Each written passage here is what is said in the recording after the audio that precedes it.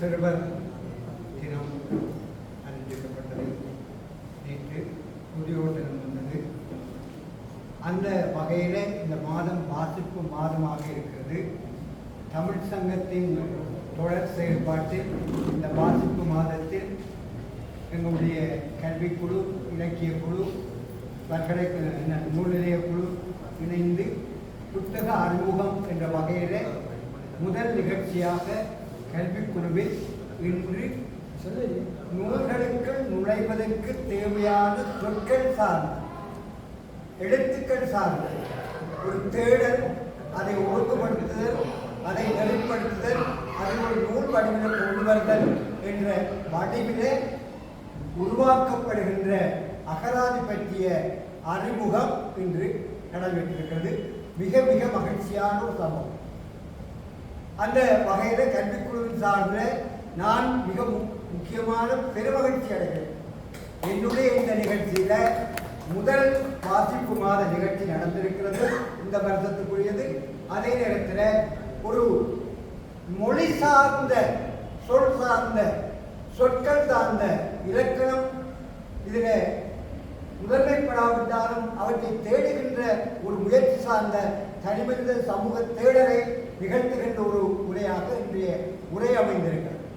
அவருடைய இந்த 20ஆம் நூற்றாண்டு முற்றுமுழுதாக மொழியின் பன்முக பார்வை என்ற ஒரு தன்மை இருக்கிறது.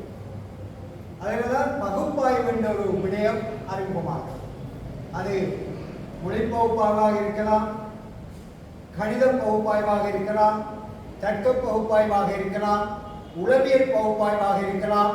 இவை அனைத்தும் 20ஆம் நூற்றாண்டுக்கு பிறகுதான் மொழியில செல்வாக்கு பெற்று சகல நூல்களையும் சகல உள்ளங்களையும் பதியக்கூடிய ஆய்வுகளாக மாறியது. அந்த வகையில் ரஞ்சனுடைய இந்த அகராதி மொழியில் அவர் தெளிவாக சொல்லியிருக்க யாழ்ப்பாண தமிழ் அகராதி. யாழ்ப்பாணம் அந்த சொல்லி ஏற்பட்டுட்டீர்கள். நீங்கள் எங்கேயோ போறீர்கள், உலகளாவிய ரீதியில் ஒரு தரம் தேடுறீர்கள், தேவையில்லை. அந்த தரம் அந்த சொல்லிலே இருக்கு. நாங்கள் இதில் இருந்து தான் நாங்கள் போக போகிறோம். அதுக்குரிய முயற்சி தான் ரஞ்சன் செஞ்சிருக்கிறது. இங்கே சொல்லியிருக்கிற யாழ்ப்பாண தமிழ் வழக்கு சொற்கள் ரெண்டினை பாருங்க. ரெண்டு தலைப்பிலேயும் யாழ்ப்பாணம் என்றது முதன்மை வருகிறது. அங்கே வருகின்ற சொல்லாடல் மிக மிக முக்கியமானது. இந்த அவர் சொன்னார் என்ன குறிப்பிட்ட கதைகளுக்கும் எல்லாம் வந்தால் பிறகு உங்களுடைய ஒரு கொஞ்சம் சொற்தொகுதி முற்றுமுழுதாக அழிந்து போக போகுது. அவர் சேமித்திருக்கிறார் அடியார். அது ஒரு ஆவணப்படுத்தலாக இருக்கும். ஒரு முதிய கூட்டம் இருக்கும் வரை அந்த சொற்களும் அந்த சொற்களின் பயன்பாடும் அதை பற்றிய ஒரு தேடலும் அது பற்றிய ஒரு பாட புலமை பற்றிய நூல் உருவாக்கங்களும் வரும் என்பதை கூறுகின்ற அதே நேரத்தில் இன்றைய இந்த நிகழ்வுக்கு தலைமை வகித்த தமிழ் சங்க தலைவருக்கும் எங்களுடைய அழைப்பு ஏற்றி இங்கு வருகை தந்து இந்த அகராதியை உருவாக்குவதில் தான் பட்ட சிரமம், அது முயற்சி தான்.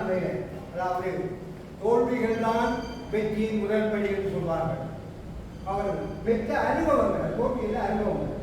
நீங்கள் இந்த மொழி சார்ந்த நீங்கள் தமிழை உலகில் மட்டும் படித்தது மட்டுமல்ல, படித்தால் கூட மொழி சார்ந்த ஒரு பெரிய ஒரு களஞ்சியமாக நீங்கள் மாறியிருக்கிற காரணம் உங்களுடைய தேடலும், அந்த தேடல் தொடர்பாக நீங்கள் மதித்துக் கொண்ட அந்த வலித்துக் கொண்ட அந்த கொள்கையும் உங்களுடைய இந்த வடிவ சொன்னீர்கள்.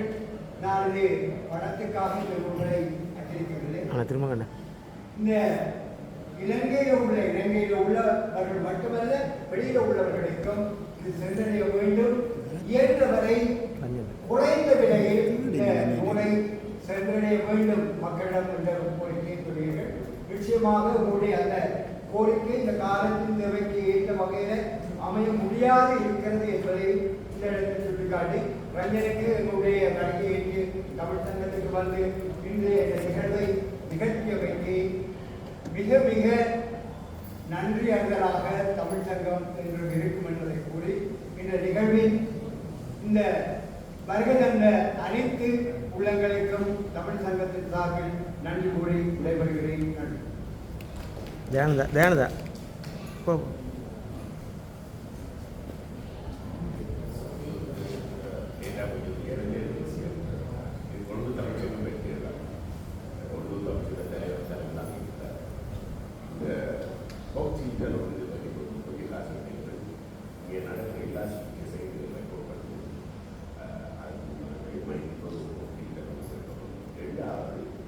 இந்த அகராசி யாழ்ப்பாண தமிழ் அகரா எனக்கு இந்த பொது தமிழ்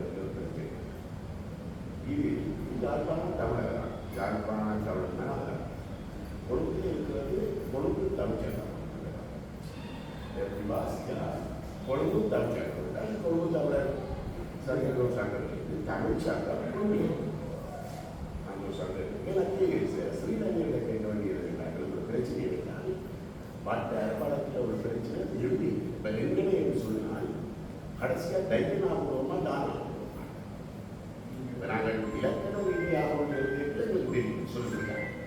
ஆனால் ஒரு வட்டார சொல் எழுதிக்குள்ள அதில் அதை நாங்கள் என்ன எழுத பயன்படுத்துகிறோம் என்பதை எப்படி நீங்கள் தெரிவு செய்கிறீர்கள் எங்கடை என்றால் எங்கள் தானாவா டைனாவான்னு அதை எப்படி உச்சரிக்க தெரியாது. ஆனால் வட்டார வழக்கு தமிழ் சொற்களை பொறுத்த வரைக்கும் உச்சரிப்பு முக்கியம். அதில் கையாளப்படுற அந்த எழுத்துக்களை உங்களுக்கு தெரிவு செய்வீர்கள் தெரிஞ்சு கொள்ள விருப்பம். ரெண்டாவது நீங்கள் 5 அடிப்படையில் இந்த சொற்களை தெரிவு செய்வீர்கள் என்று சொல்லியிருக்கீங்க. அதில் இந்த சொல்லில் சொல்லும்போது நாங்கள் விவாதிக்கலாம். படிக்கும் நேரத்தில் கர்நாடக சங்கீதம் படித்து கொடுத்துருக்கிறதால் இருந்த உங்களோட எழுத்துக்கள் வாசிக்கப்பட்டது அதனால் உருவாக்கப்படைக்கிற புரட்சியாக நான் சொல்கிறேன். எங்களுக்கு பிரச்சனை இருந்தால் இந்த வட்டார வழக்குகளை வட்டார வழக்கு சொல்லாளர் கூட எழுத்து படிக்கிறதுக்கு மாதிரி இல்லை எழுதுகிற அந்த எழுத்து அதை வச்சுக்கிறேன்.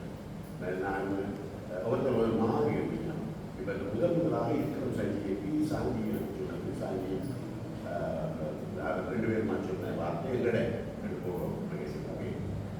நான் சொல்வேன் அவங்களே எடுப்போம் நம்ம எங்கட அதுங்களையே பயன்படுத்துகிறாங்க. இருக்கிற மட்டும் போடுறதுக்கு என்ன காரணம் நான் சொன்னாங்கள் நாங்கள் சபரி பயன்படுத்த நான் பாடி சாலை நாங்கள் இருக்கிறோம்.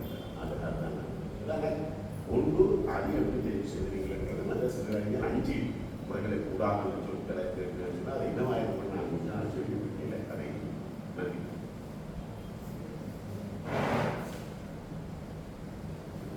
இவனை பேச விட்டுருக்கக்கூடாது. இவனை விளம்ப விட்டுருக்கக்கூடாது.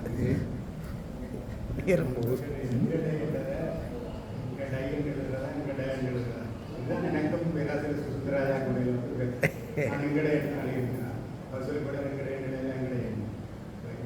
எனக்கு என்னென்னு சொல்லிச்சுன்னா இவ்வளவு தூரம் இது வந்து அந்த மணிமணத்தோட எங்கட அந்த இதோட இருக்க வேண்டும்ன்றது.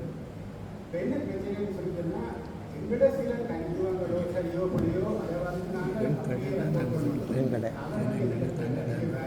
அப்படி இல்லை. அதாவது வந்து ஒரு குழந்தை பிள்ளை இருக்கு. அது வந்து என் கடை புத்தகம் சொல்றீங்க. என் கடை புத்தகம் என்ன பண்ண சொல்லு எங்கடா எங்கடா எங்கடையா பாருங்க. அதை நீங்கள் திருப்பி ஒரு 3 தடவை கேட்டீங்கன்னா அது டை போடுறது அதையும் டை போடுறது. அதனால வந்து நான் சரி என்று சொல்லேன். அவர் அதை எனக்கு சொன்ன அந்த டைக்கில் டை சம்பந்தப்பட்டது இல்லை என்று சொல்லி சொன்ன மாதிரி ஒரு விஷயம். ஆக்சுவலி அவர் சொல்லுவது அது எக்ஸாக்டாக வந்து இந்த இது போடுறதா இல்லையான்னு தான் விஷயம். அவர் சொன்னது நான் சொல்லியிருக்கேன். அதான் அது அது ஒரு பிரச்சனை. அதை தவிர வந்து இந்த நீங்கள் கேட்ட விஷயம் குறிப்பாக வந்து சொற்களோ சங்கமாகிறது இன்னொரு உரையாடல் ஒரு மேற்பாடு தமிழை இருந்தது. நான் உலகிடம் வந்து ஃபெட்னா கான்ஃபரன்ஸ் அமெரிக்காவில் கலிஃபோர்னியா செக்ரமெண்டோவில் கலந்து கொண்டேன். அதில் வந்து இலங்கை தமிழர்களுக்கு எதிராக சொல்லி ஒரு உரையாடினான். அதில் வந்து ஒரு விஷுவலாக வந்து அதை அந்த சுடல் சம்பந்தாட்டு அந்த இது கிளிப் போட்டேன். இந்த எங்களுடைய யாழ்ப்பாண தமிழர் நல்ல வழியாக வருது எனக்கு நீங்கள் சொல்லியிருக்காரு. நான் வந்தது நான் வந்து நீங்கள் கேட்டதுக்காக வந்து நான்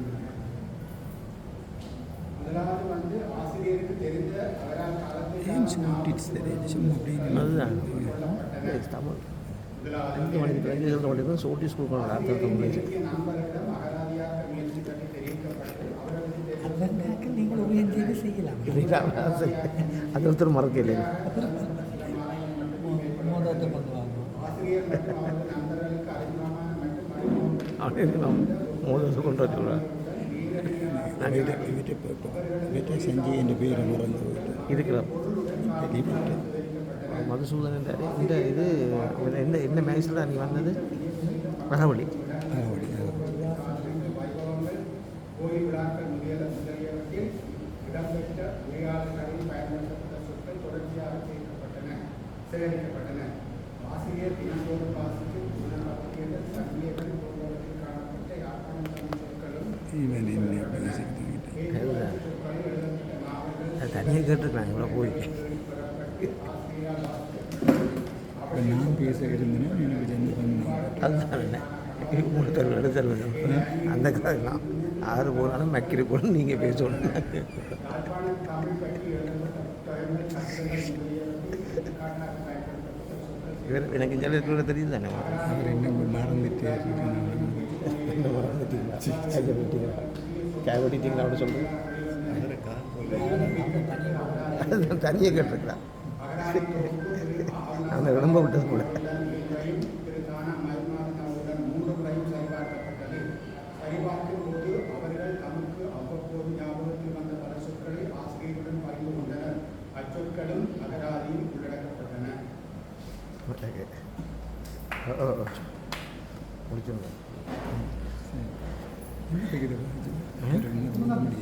சும்மா அந்த புத்தகத்தை பண்ணி முன்பு